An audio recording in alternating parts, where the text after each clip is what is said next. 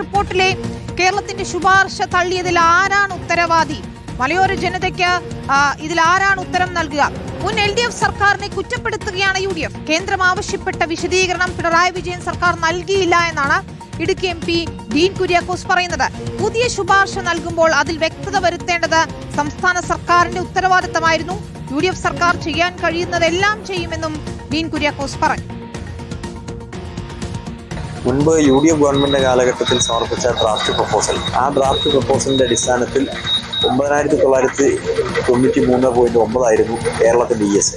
എന്നാൽ കേരളത്തിന്റെ ആ ശുപാർശ ചെയ്യപ്പെട്ട ESAയിൽ നിന്ന് കുറച്ചുകൂടി ഭാഗം, ഏതാണ്ട് 1500 സ്ക്വയർ കിലോമീറ്റർ ഭാഗം കൂടി ഒഴിവാക്കണം എന്ന തരത്തിൽ മുമ്പ് ഇടതുപക്ഷ ഗവൺമെന്റ് കേന്ദ്രത്തോട് അഭ്യർത്ഥിച്ചിരുന്നു.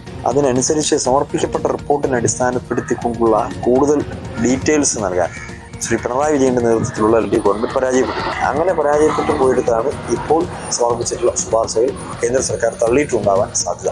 ഏതെങ്കിലും ഒരു ശുപാർശ കേന്ദ്ര സർക്കാരിന് കൈമാറിയാൽ അവർ ചോദിക്കുന്ന ചോദ്യങ്ങൾക്ക് ക്ലാരിഫിക്കേഷൻ നൽകണം. കേന്ദ്ര സർക്കാർ തുടർച്ചയായി പറയുന്നത് കേരളത്തോട് ഇത് സംബന്ധിച്ചുള്ള ക്ലാരിഫിക്കേഷൻ നൽകാൻ പറയുമ്പോൾ കേരളം ഇക്കാര്യത്തിൽ മൗനം പാലിക്കുകയാണ്.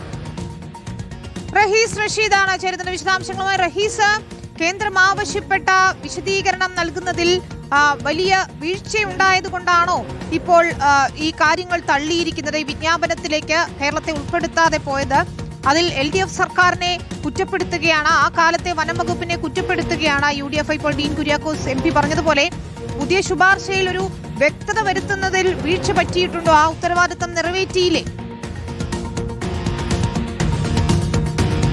വിനീത, കേരളത്തിന്റെ ശുപാർശകൾ പൂർണ്ണമായും തള്ളി എന്ന നിലപാട് പരിസ്ഥിതി വകുപ്പിലെ ഉദ്യോഗസ്ഥർ എടുക്കുന്നില്ല. പകരം കേരളം കുറച്ച് ഡിമാൻഡ് മുന്നോട്ട് വെച്ചിട്ടുണ്ട്. അതുമായി ബന്ധപ്പെട്ട ചില ചർച്ചകൾ നടക്കുകയാണ്. കേരളം മാത്രമല്ല, തമിഴ്നാടും കർണാടകയും കേന്ദ്രം പറഞ്ഞതിന് എതിരായ ചില നിലപാടുകൾ സ്വീകരിച്ചു.